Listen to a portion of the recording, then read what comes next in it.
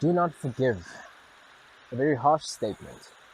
A statement that may make you seem heartless and cruel. But these words are not said lightly. A lot of thought has been put into it. A lot of thought and a lot of lived experience.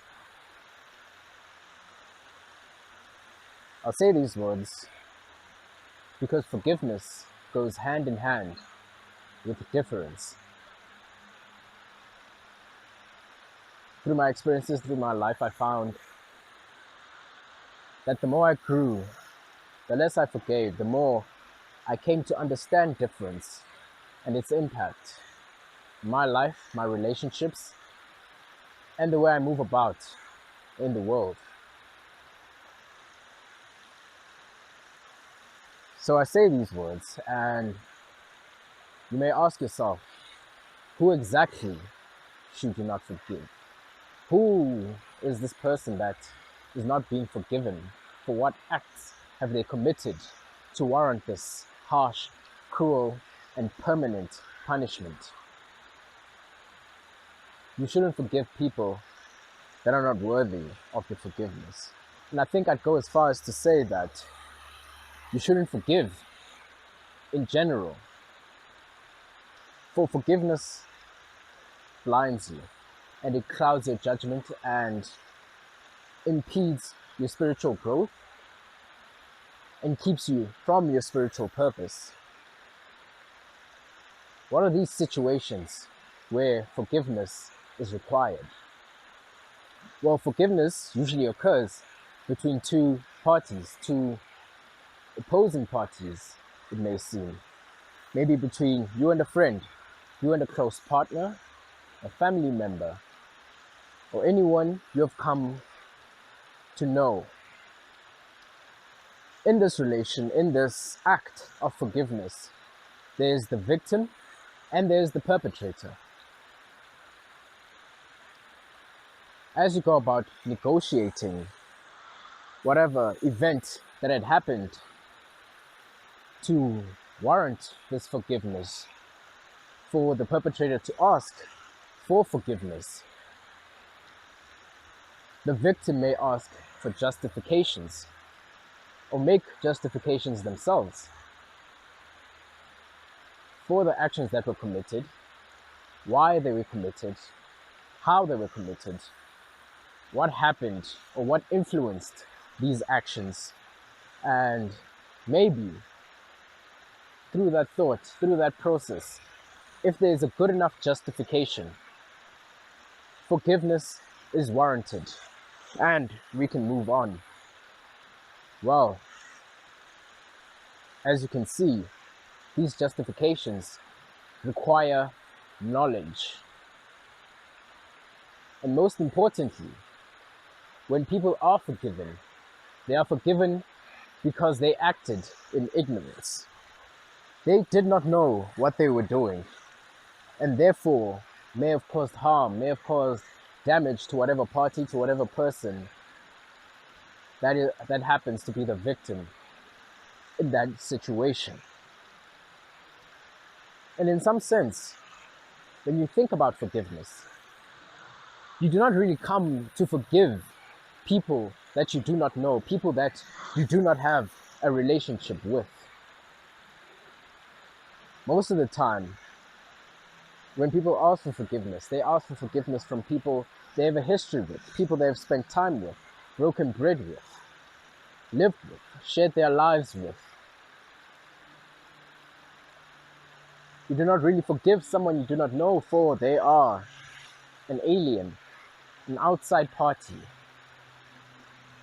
Whatever happens to them, whatever justice, whatever karma that may befall them, you do not really care because it doesn't affect you. You do not know them. So in forgiveness, knowledge is important.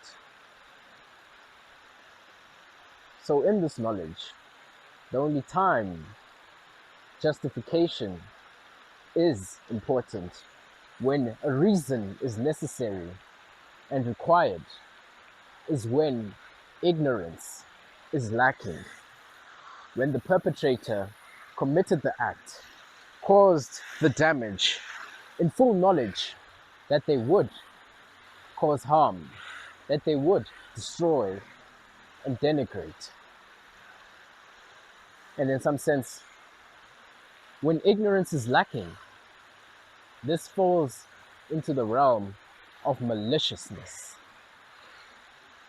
And maliciousness is a very ugly thing. It's a traumatizing thing for a person to be a victim or be on the receiving end of a malicious act, of someone intentionally acting to cause harm, to destroy and to denigrate whatever you may own, whatever you may possess, whatever you may hold in high esteem, to destroy you.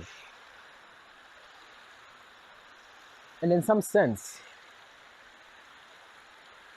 people mostly think about forgiveness at the end of relationships or in events that warrant the end of relationships. In these events,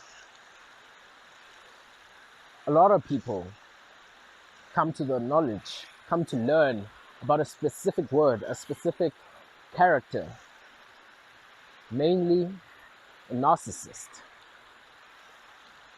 For this is a very important word, a word that has gained a lot of popularity over the past couple of years, but one that has existed for a really long time. They come to the knowledge of this word for they have reached a point in their relationship where the other or their partner is actively being malicious towards them. And they need to separate themselves. They need to differentiate themselves from these acts, from this partner. For before, they may have seen themselves as one, as a unit. People with the same goal, the same ambition, the same drive, going to the same place. But now, when the other starts acting differently, when the other starts acting in their own self-interest, this word narcissist comes about and helps to build a wall and helps to build the frame to differentiate yourself from the other. So in a sense, narcissists use others to assuage their own insecurities. For they may feel insufficient in some way. They may not measure up to something or someone that they want to be or that they have to be. And they may use you to lift themselves up.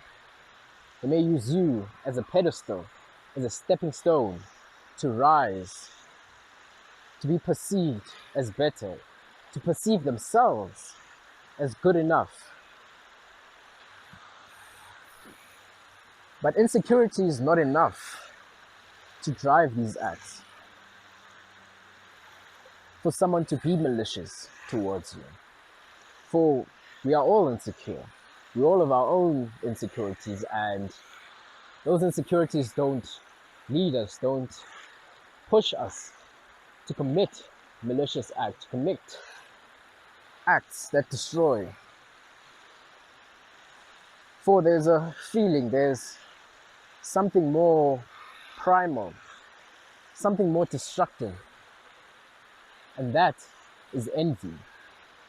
And envy is something that is very, very different from insecurity. For in a sense, you must come to the knowledge of what you are to the envious, to those that are envious of you. For you are kind of a mirror in a sense.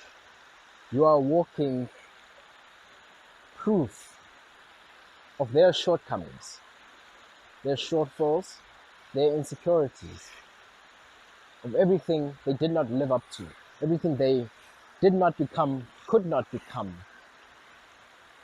Maybe you're living proof of their imperfectibility. And this will spark envy. You must be wary of envious people, of those that are envious of you, for they can cause much destruction. And this feeling, this emotion of envy can lead people, can cause people to create justifications in their own head as to why you should be attacked and you should be destroyed. Why you don't deserve the things you have. Why you don't deserve to be the person that you are. For they see themselves as better. They see themselves as more deserving, stronger-willed, stronger or with a stronger character than you. And in these justifications, there will come a time, they will get to a point where they will act on these fantasies. They will act on this delusion that they've created for themselves, that this envious emotion has created within them. And these attacks will be directed at you. And after these attacks, they may come to the knowledge that they have caused harm towards you. You may confront them. You may want to know why. You may ask for justifications for such acts. Did they act in ignorance? Or was there something bigger, something better, some bigger goal that could benefit the both of us, that may have caused them to take this drastic action, to sacrifice the present for the future? And you will come to find that these acts cannot be forgiven, that you must not forgive the envious. Do not forgive these attacks, for they will happen again. In a sense, your forgiveness kind of adds fuel to the fire. It sparks these envious attacks. It gives them life in a way. Because to them, they want to see you gone. They want to see you destroyed. And you being resilient, you being unmovable, kind of makes their life more difficult, their job more difficult. It increases this emotion of envy that they have within them. And in a sense, it makes you more endearing, more likable, more of a person to be idolized, more of a person to become. And that is something that they cannot stand. After one of these attacks, you may forgive, for this is their first offense. But as I've said before, that your forgiveness will only spark more attacks, more vicious attacks.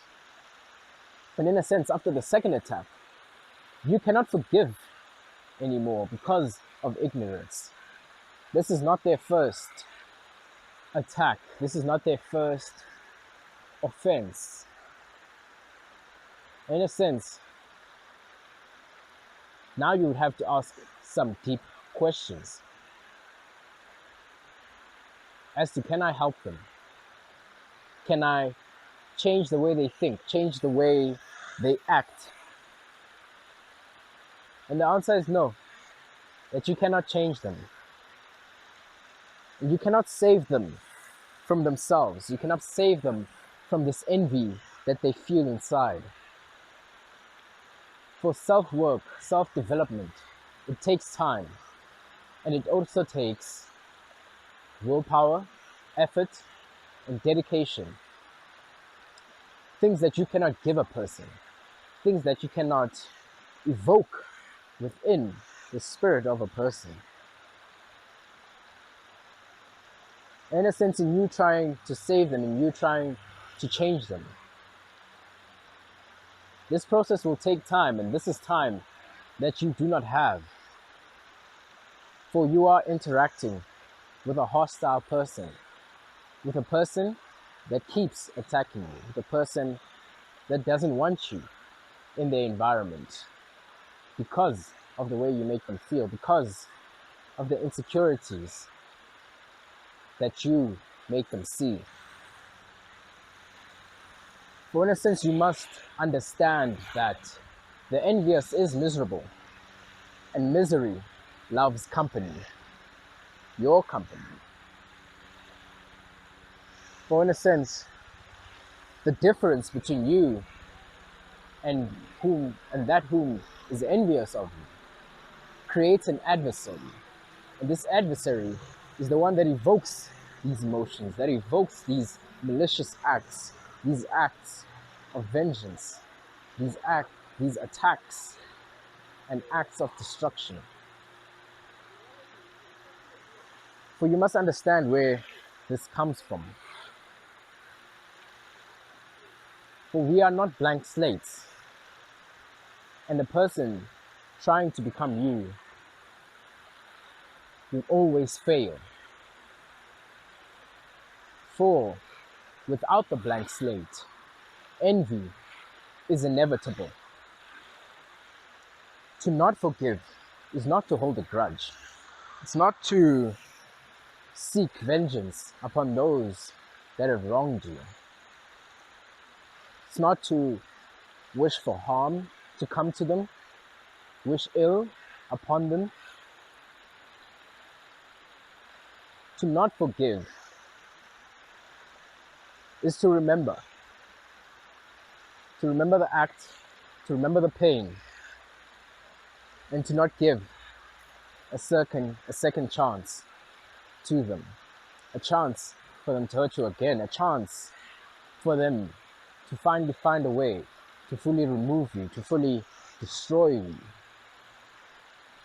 When you forgive, you are expected to forget, to omit whatever act, whatever event that happened from history, and to continue as if nothing had happened. But something did happen, and you were there to witness it. You were the victim of it. For all that you have done, all the time, all the experience that you have had with this person has brought you here in this moment of forgiveness, in this moment where you kind of have a false sense of a new beginning, a blank slate in a way. But now you are just more tired and more broken. But this is not a new beginning. For you can't forget your past, and you should never forget your past. For forgetting your past only gives you present data to work with. And present data is almost always insufficient. For to wipe the slate clean is the same as meeting a new person, as meeting a stranger. But you act differently with a stranger. With a stranger, you're more reserved, more cautious. You take time to learn them, to see what you can disclose and what you should keep hidden. In this forgiveness, the person you are forgiving is not a stranger. You have known this person. You have a history, and they have come to act in the way that they did act in. To wipe away your history will not wipe away the emotions, will not wipe away the damage that they have caused. For it will still linger, even if you may try to forget. For what is the point of remembering pain if all it evokes is negative emotion, anger, hurt, anxiety, vengeance, and outbursts? Why should you remind others of pain? Remind them of the pain that they caused you. For when you do not forgive, and you remember all that has been done, you are forced to sit and reflect on the pain that has been caused, on all that has transpired, why it happened. And in this reflecting, you will come to knowledge, you will come to understanding of those events, of those actions, of those attacks, of the maliciousness. You will know deeply of why you hurt. For forgiveness is a blinding agent, worse than love. For you cannot wipe away your history. You cannot clean the slate that you have with another person. You can delude yourself into thinking that the slate is clean, into thinking that you can write again on top of the dirt. But this is a delusion. Forgiveness is a delusion. In order to break the delusion of forgiveness, these acts or attacks have to be committed multiple times. The more this act is committed, at first, the justification of ignorance is broken down. And now you're forced to look deeper. Maybe the second time, you can forgive again. But the third time, you do not forgive, and you're forced to sit and reflect on the events and on why they transpired. And in this reflection, you will come to knowledge. And in this knowledge, you will come to the knowledge of their knowledge. For they knew what they were doing. They knew what it would cause. And yet, they did it either way. You will come to the knowledge of their knowledge. For now you have proof of their study. For they have committed these acts, these attacks over and over again.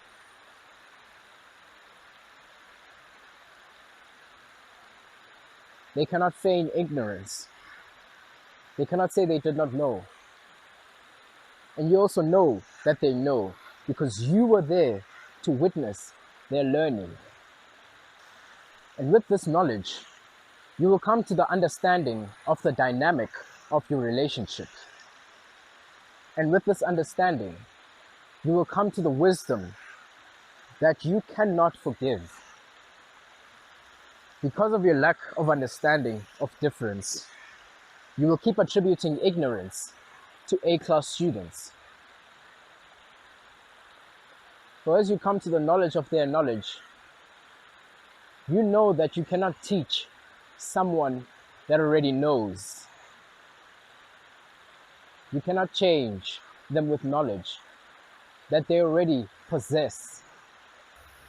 Without difference, you cannot acknowledge the antagonist that it comes with.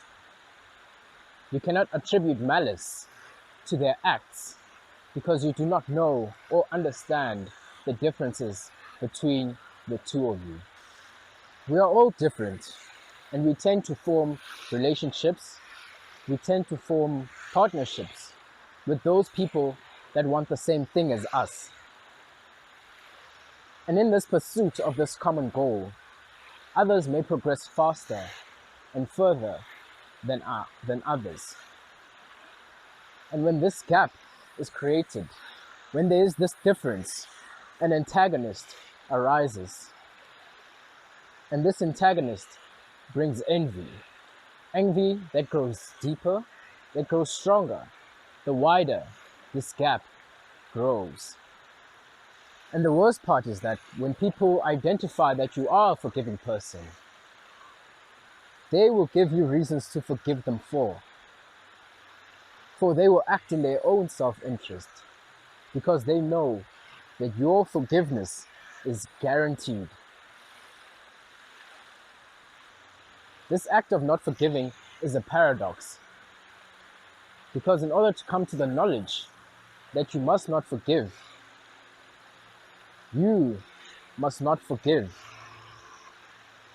so that you can build the knowledge that will bring you to the understanding of non-forgiveness or unforgiveness. Knowledge shall set you free, but freedom is a burden in and of itself. For in that freedom, the freedom of non-forgiveness, you must carry the hurt. You must carry the attacks that will come from that. The destruction of your reputation, the ostracism, the anxiety, the heartbreak, the breakups, the separation, the loneliness that you may endure because of it. The devil has a hard and ugly face, but it is a face that you must teach yourself to stare at. For the devil is very wise, not because of his intelligence, but because he is very old. And as you stare at the devil, you learn to work the faults, to work the insecurities and the imperfections that people come with, to grasp their envy with both hands and use it to push you forward. In a sense, this ability is only available to you when you do not forgive and when you come to that understanding. And in the end, you will become the devil, for you have come to the knowledge of the difference between you and whom you will not forgive. For in their eyes, it is you who has exposed their nakedness. It is you who has forced them to adapt or to die. For you have exposed the devil between your differences, the serpent between the man and the woman. They can feel his influence, but they cannot see him.